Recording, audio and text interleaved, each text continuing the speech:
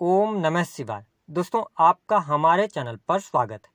आज के इस कार्यक्रम में हम आपको जानकारी देने वाले हैं मंगल के राशि परिवर्तन के प्रभाव के बारे में। मंगल देव 15 मार्च 2024 को कुंभ राशि में प्रवेश करेंगे और यहां पर 23 अप्रैल 2024 तक गोचर करने वाले हैं। तो मंगल के इस राशि परिवर्तन का प्रभाव कन्या लग्न या कन्या राशि वालों पर किस प्रकार से पड़ने वाला है, आज इस वीडियो में हम आपको जानकारी देंगे। देखिए, सबसे पहले यह गोचर इसलिए महत्वपूर्ण हो जाता है क्योंकि मंगल और शनि की युति कुंभ राशि में होने जा रही है। जब हम बात करते हैं मंगल की, तो मंगल अग्नि तत्व का ग्रह है, वही शनि वायु तत्व के ग्रह हैं। तो जब अग्नि और वायु का मेल होगा तो आप ये मान के चलें 100% कि कुछ विस्फोटक प्रभाव आपको देखने को मिलेंगे। इसका प्रभाव देश दुनिया पर भी देखने को मिलेगा। स्पेशली मैं बता दूं कि मंगल को क्रोध, एग्रेशन, दुर्घटना, ऑपरेशन, चोट चपेट, इन सभी चीजों का कारकत्व प्राप्त है। साथ ही सेना, पुलिस, आर्मी, इन सभी चीजों का भी इनको कारकत्व प्राप्त है। वही सैटर्न की जब हम बात करते हैं तो शनि को प्रजा का कारक कहा जाता है, शनि को दुख, कष्ट, पीड़ा का कारक कहा जाता है, शनि को कृषि का भी कारक कहा जाता है। ऐसी स्थिति में मंगल के इस राशि परिवर्तन का प्रभाव देश दुनिया में विशेष तौर पर यहाँ आपको देखने को मिलेगा। बड़ी बड़ी दुर्घटनाएं हो सकती हैं या बहुत ज्यादा आगजनी की कुछ घटनाएं निकलकर सामने आ सकती हैं। 23 अप्रैल 2024 तक कुछ सेना और मजदूर वर्ग के प्रति या कृषि वर्ग के जो लोग हैं उनके साथ में आपको टकराव देखने को मिलेंगे। और सबसे स्पेशली बात, हम इस वीडियो थोड़ा यह लंबी हो जाएगी लेकिन ये समझना आपको बहुत जरूरी है कि सूर्य राहु का ग्रहण भी लगेगा। इसका मतलब सूर्य जो होता है वह राजा होता है ना। तो इसका सरकारी क्षेत्र में भी बहुत ज्यादा इम्पैक्ट पड़ने वाला है। लेकिन हम बात करेंगे आपके लिए, यदि आपकी कन्या लग्न या कन्या राशि है तो क्या प्रभाव आपको देखने को मिलेंगे।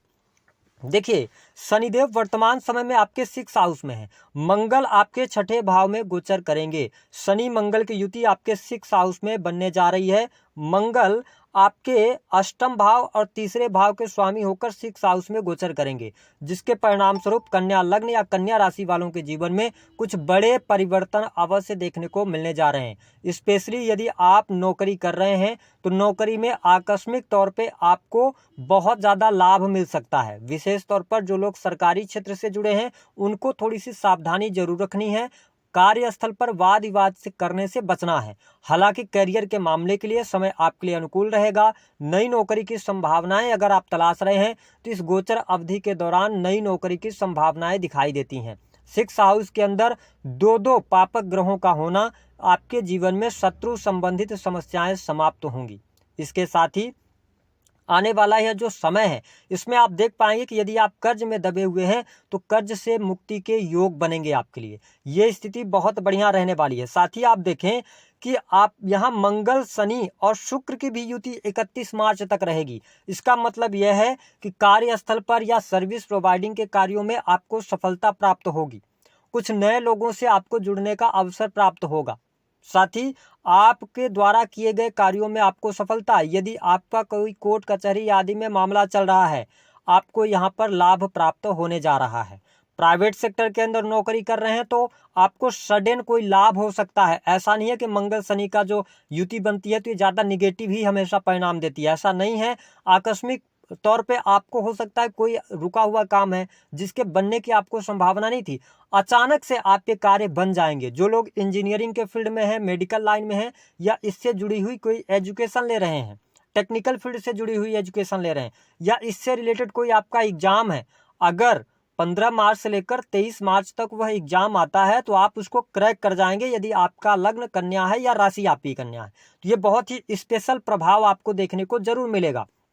लेकिन ध्यान रखें, शुक्र को स्त्री का कारक कहा जाता है। ऐसी स्थिति में मंगल, शनि और शुक्र की युति थोड़ा सा आपको अपने दाम्पत्य जीवन पर ध्यान रखने की आवश्यकता होगी। विशेष तौर पर जो कन्या लग्न या कन्या राशि वाले हैं जो अभी नवविवाहित हैं, अगर आपका विवाह पिछले 4-5 वर्षों में हुआ है तो आपके मैरिटल लाइफ में प्रॉब्लम क्रिएट हो सकती है।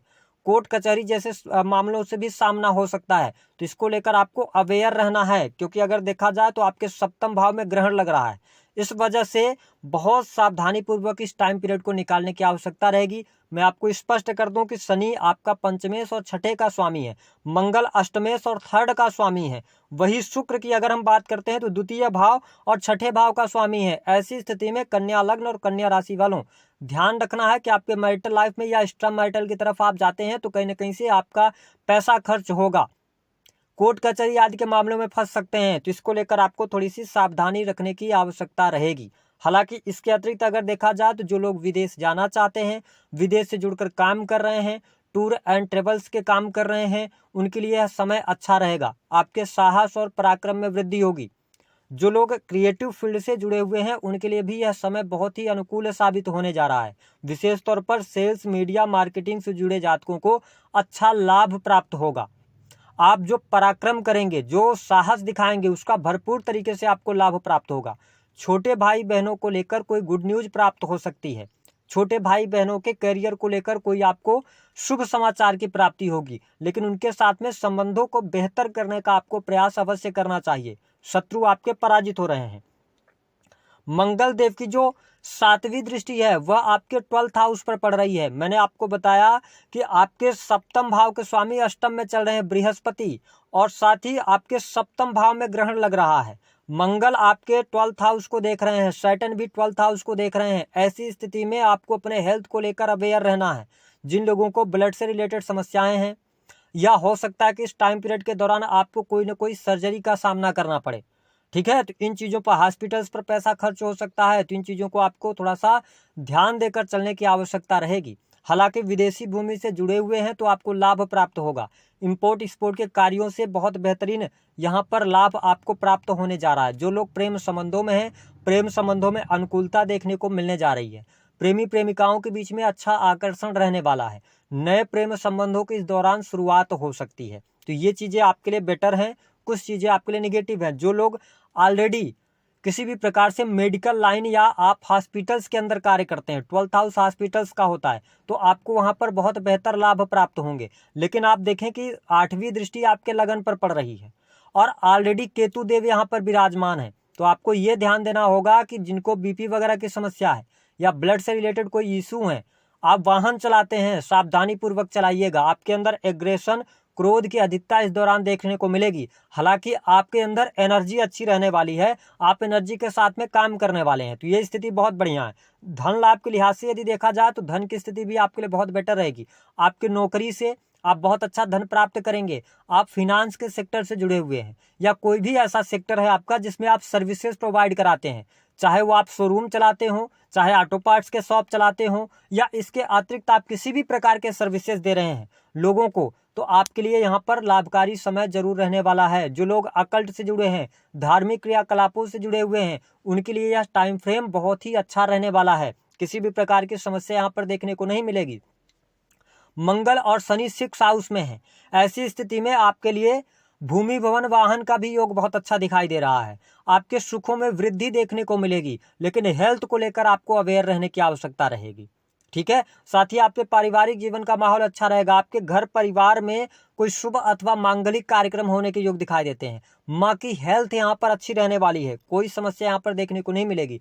जो लोग प्रोडक्टिविटी के कामों से जुड़े हुए हैं, इंटरनेट से जुड़कर काम कर रहे हैं, मीडिया पत्रकारिता के अंदर हैं, वो बहुत अच्छा प्रदर्शन करेंगे।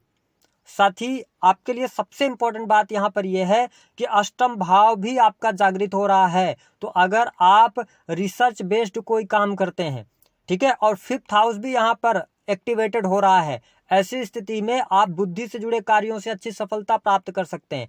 आप कैलकुलेशन से जुड़ा कोई काम करते हैं, प्रोडक्टिविटी, मैन्युफैक्चरिंग यूनिट का कोई काम करते हैं, बहुत ही बेहतर स्थिति आपके लिए बनने जा रही है। तो मंगल का जो गोचर है ना, विशेष तौर पर हमने आपको बताया कि कुछ चीज़ें बहुत बेहतर हैं तो कुछ चीज़ें निगेटिव जा सकती हैं। अभी हम आपको बताएंगे कि कौन सी सावधानियां आपको रखनी है। देखिए, सबसे पहली बात तो आपको लड़ाई झगड़े से परहेज करना है। दूसरा कि आग और बिजली से जुड़े जितने भी उपकरण हैं उनको लेकर थोड़ी सी आप सतर्कता बरतिएगा। आंख की समस्या और सर्जरी की समस्या सामने निकल कर आ सकती है, इसको लेकर अवेयर रहिएगा, टालिएगा नहीं। मेरा काम डराने का नहीं है, लेकिन ऐसा योग बन रहा है, ग्रहों की स्थिति है, इसलिए हमें ये जानकारी आपको देनी पड़ी। तो दी गई जानकारी पसंद आई है तो वीडियो को लाइक करें। उपाय क्या करना है, देखिए उपाय के तौर पर हनुमान जी की शरण में रहें, पहला उपाय ये कर सकते हैं। दूसरा उपाय आप ये करें कि आपके जो लग्नेश हैं वो नीच के हो रहे हैं, तो भगवान गणेश की आराधना करना आपके लिए बहुत ज़्यादा जरूरी हो जाता है। आप भगवान गणेश की आराधना करें तो आपके लिए चीज़ें बेहतर होंगी। दी गई जानकारी